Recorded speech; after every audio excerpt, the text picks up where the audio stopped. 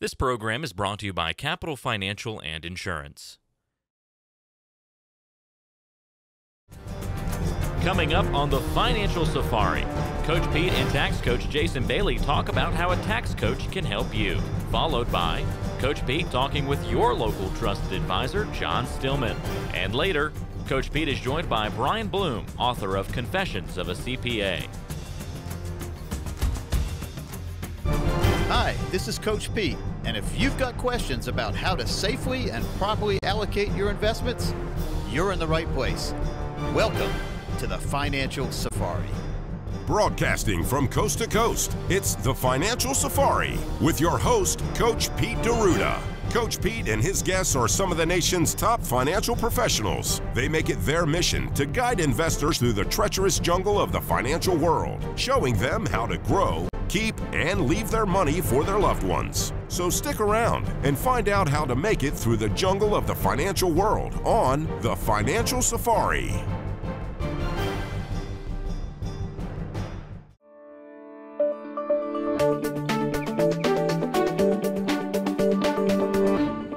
Welcome back to the Financial Safari. Walter Storholt in the studio alongside Coach Pete D'Arruda. And Coach, got an email question from a listener this past week, Tim down in Jacksonville. Tim says, my dad apparently retired too early because he's only 70 years old and just found out that he's going to have to go back to work in order to make ends meet without completely depleting his nest egg.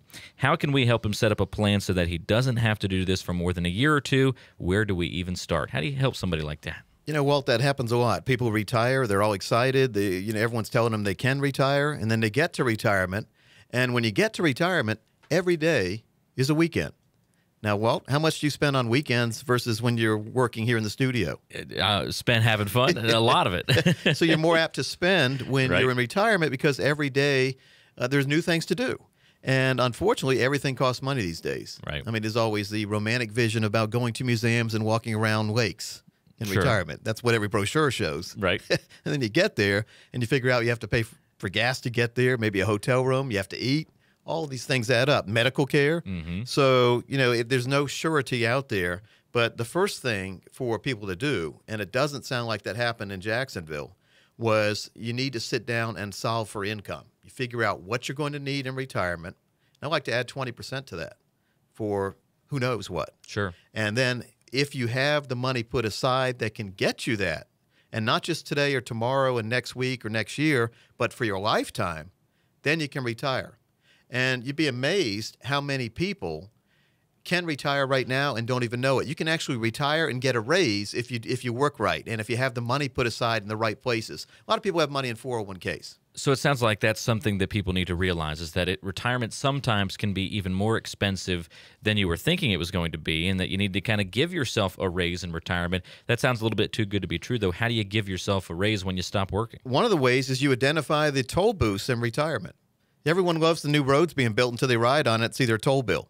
Right. So everyone likes that retirement until they retire and see that their current financial situation is costing them a lot of money.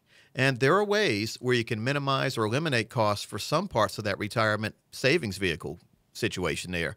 Number one is to have a guaranteed lifetime income plan. We call it solving for income. And once you get that in place, retirement's a lot easier. Walt, I was just jotting down a little rhyme there. No work, just play with income every day. And you can do that in retirement if you have a true retirement income strategy. And that involves ripping some of your money out of those risk accounts and getting it into a safe place. And folks, it is very possible if you deal with someone who's trained to line up that income for retirement. So the retirement toll booth, you're on that retirement toll booth throughout your career, but then once you retire, you're the one collecting the money. You want to be. You don't want somebody else living off your money in retirement. And, of course, taxes are one of those toll booths, too. Minimize taxes, minimize fees, commissions, expenses, maximize what you take home. Very good to know. Thank you for your question, Tim. And, of course, you can ask your questions to the Financial Safari team by calling the number on the bottom of your screen or by going to financialsafari.tv.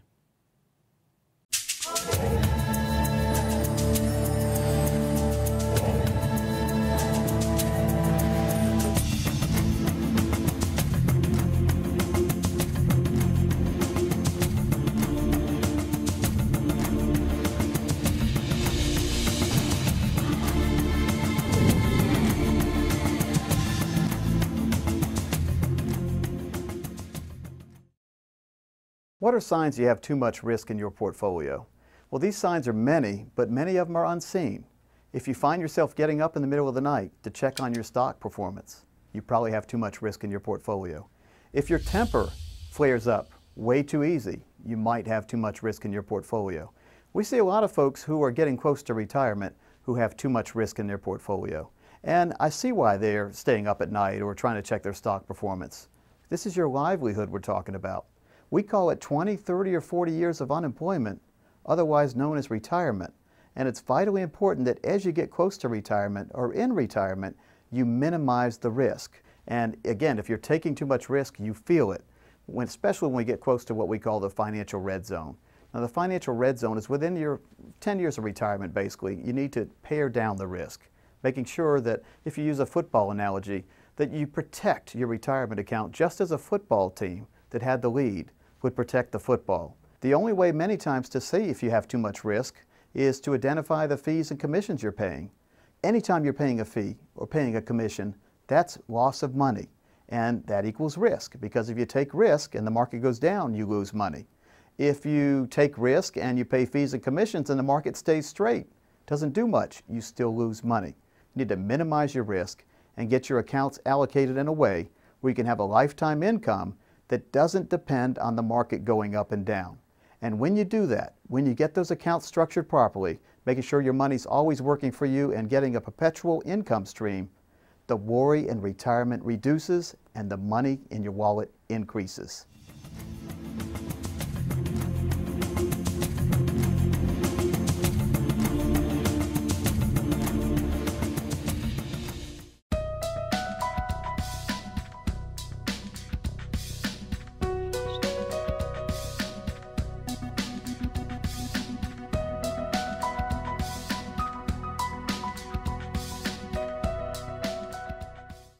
So I'm here with Jason Bailey, who's a CPA. He's a certified tax coach just like I am. And Jason, how you doing today? Doing well, thank you. Now let's tell the viewer what a certified tax coach is. You know, a lot of people have a CPA and they think they're totally set. Maybe they go down each year and give the CPA all the different stuff they spent money on for the year, and then the CPA does the tax return. Just hands them the return and says, see you next year. Is that the right approach for taxes usually? No. As a certified tax coach, there are only about 300 in the nation. Majority are CPAs. However, this is more of a specialty designation, and it's more of a mindset as well. So a certified tax coach is more proactive on the tax planning side. Tax preparation is just a historical recording of, like you said, those deductions that they're bringing in. And with the tax code being over 80,000 pages long now, there are some benefits in there that people don't even see, correct? That's right. So you take the tax code from a certified tax coach's point of view. You're going to take the tax code and you're going to peel it back, and you're going to look at what you're doing currently in your life and see if there's anything applicable in the tax code that could become a potential deduction for you. Now, who that's watching now can really benefit from a meeting with a certified tax coach, and is there a charge for that first meeting? Yeah, so we have a couple buckets of people, whether you're business owners, real estate investors, a sole proprietor, Schedule C. Those are primarily the buckets of people that can really benefit, because you typically pay more taxes and there's more advantages in the tax code for you. Okay. And then when they come in, they do get a mini tax planning session, as I call it, 30 minutes. You come in and you're able to sit down with myself, and we review your tax returns. I also have a questionnaire that you would fill out as well, and we go through a mini tax planning session. I start identifying strategies and potential savings for you. And there's no cost for that mini tax meeting, correct? That's free. That's okay. free. And there are a lot of secrets of a tax-free life people don't even pay attention to or don't know about. That's correct, yeah. There's many things, everything from your medical expenses, education expenses, retirement expenses. If you own a building, there's special strategies in there in the code for deduction, accelerated depreciation, those type of things. Now, with about 300 tax coaches nationwide, certified tax coaches, which I'm one as well. Yes. Share with the viewer what the average savings per tax coach client that people get these days. What can they save by meeting with a tax coach on their tax return year after year, Jason? Yes, it's right around $15,000 year after year. And that's just by you meeting. We do the mini tax plan session, but then I write an actual customized, personalized tax plan for you.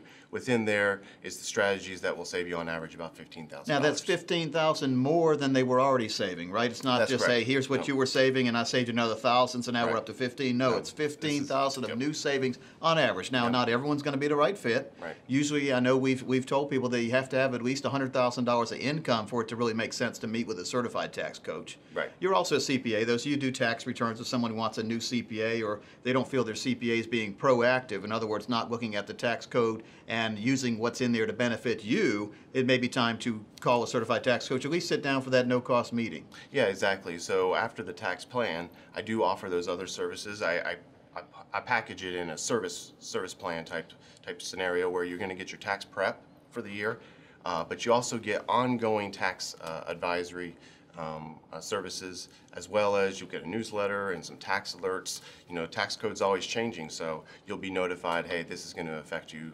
Give me a call. If people call right now, Jason, you'll give them that 30-minute mini session at no cost. I've also got 10 of these books right here. Secrets of a That's a good book. Tax-Free Life. This is a tremendous Yes. manual on how to save on taxes. We'll give them a copy of this as well. How's Yeah, that? that's great. Okay, folks, another Coffee with Coach. Thank you. Still to come on the Financial Safari, your local trusted advisor John Stillman talks about inflation protection. And later, Coach Pete hits the streets in Pete on the Street. And now, Coach Pete has a special offer just for you.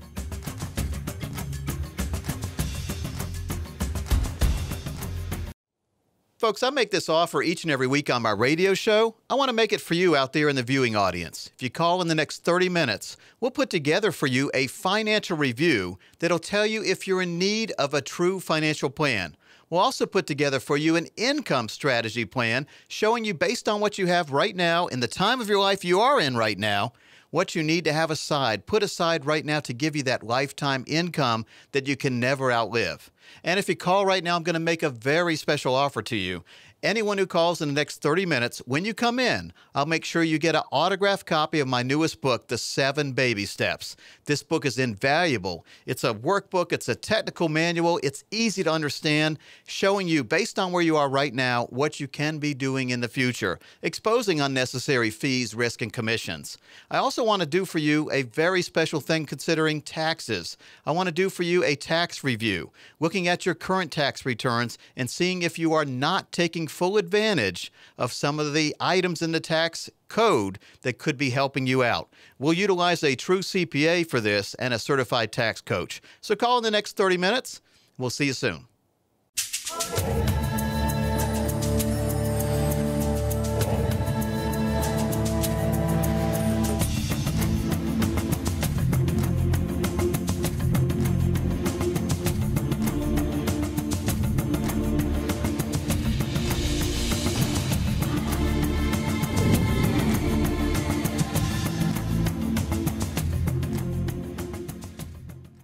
What does true diversification mean?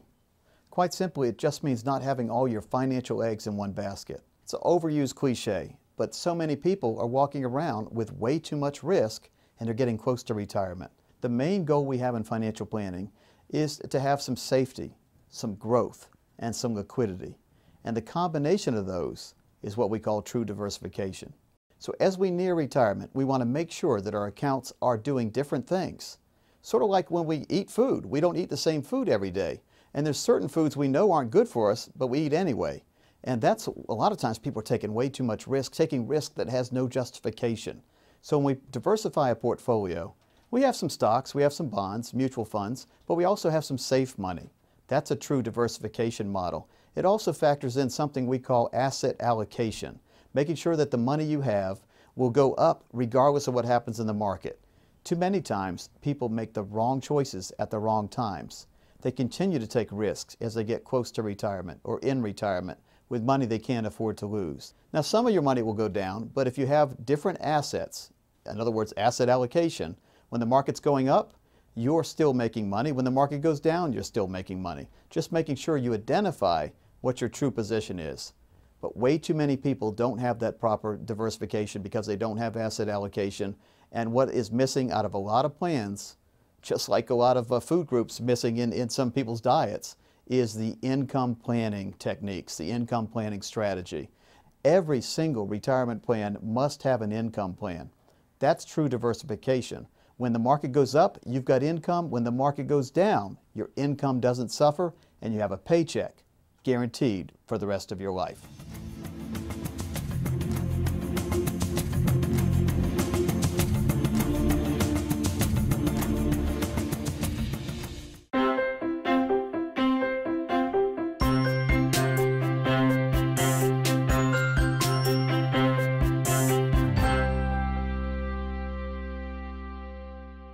And now it's time to check in with your local trusted advisor.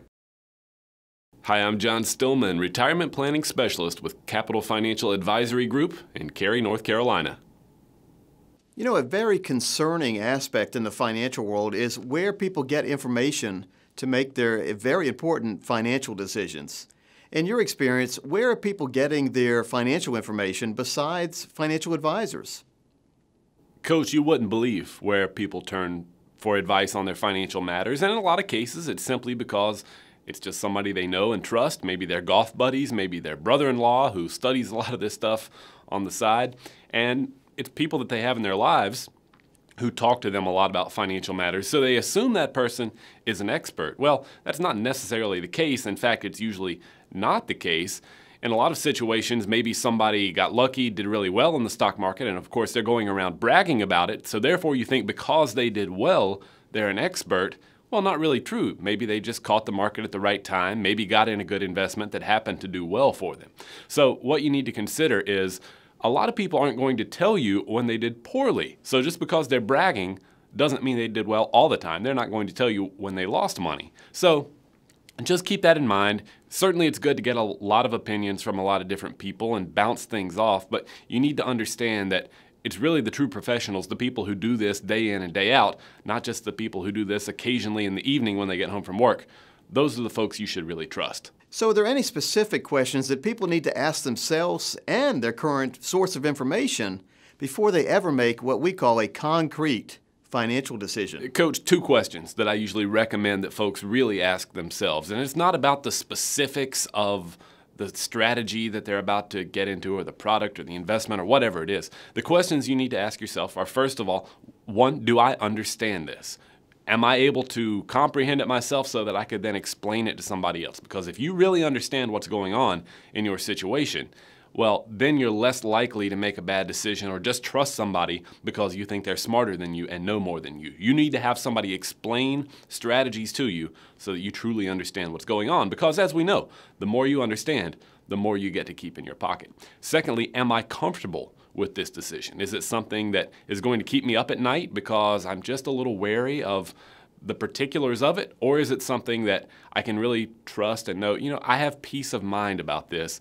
I can move forward with this decision and know that I'm not going to have regrets down the road, again, because I understand it and I'm comfortable with it. So just a couple of questions that you can kind of ask yourself.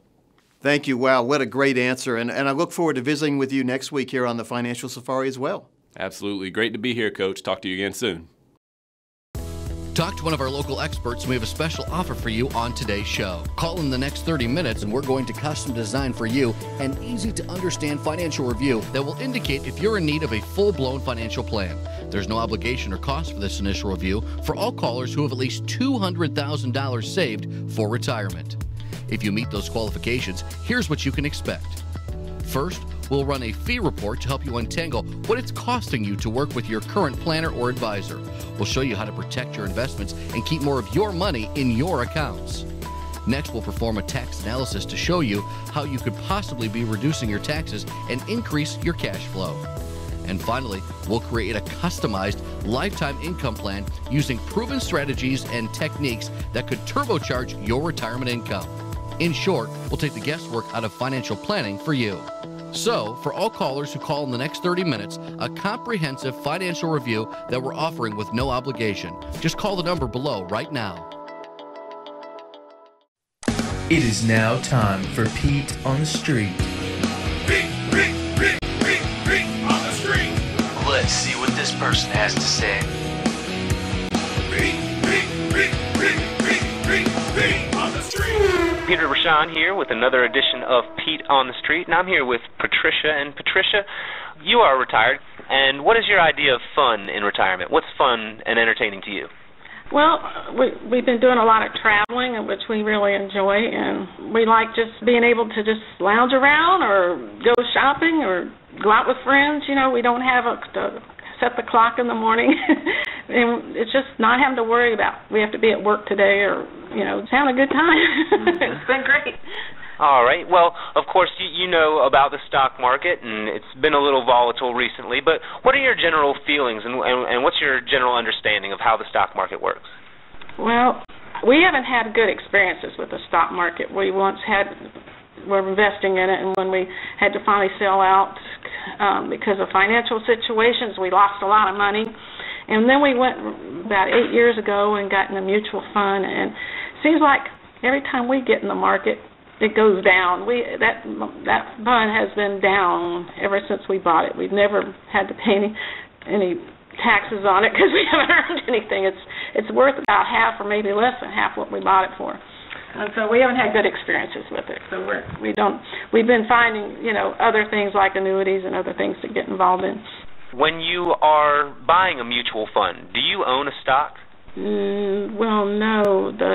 From what I understand, we don't even always know what we own because they invest in a lot of different companies and they probably change them. And since we found it easier just not to look at what this mutual fund's doing because it's too depressing. So we don't even know what it's invested in now. So no, it's not one individual stock. Very right. Another edition of Pete on the Street. Pete on the Street. Coming up on the Financial Safari, Coach Pete is joined by Brian Bloom, the author of Confessions of a CPA. And you'll hear a special message from Coach Pete.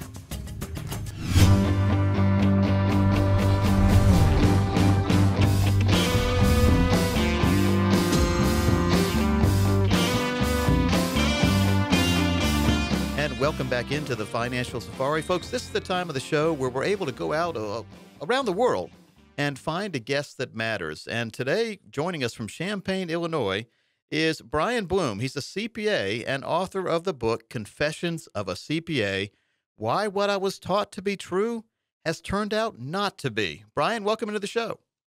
Well, thank you very much. I'm glad to be with you. You know, I've written books before, and Brian, here's what it takes for me, and maybe you can agree or disagree, but before I dedicate all the time it takes to write a book, I have to be kind of passionate about it. And it's usually when I see people making mistakes that I sit down and burn the midnight oil and start to write a book. What caused you to write this book? Let's go through the causes and maybe some of the cures that you found in writing the book. Yeah, well, it's interesting. I took the training that I received all my life and put it into practice myself. And I stopped a number of years ago and I said, well, why isn't this working?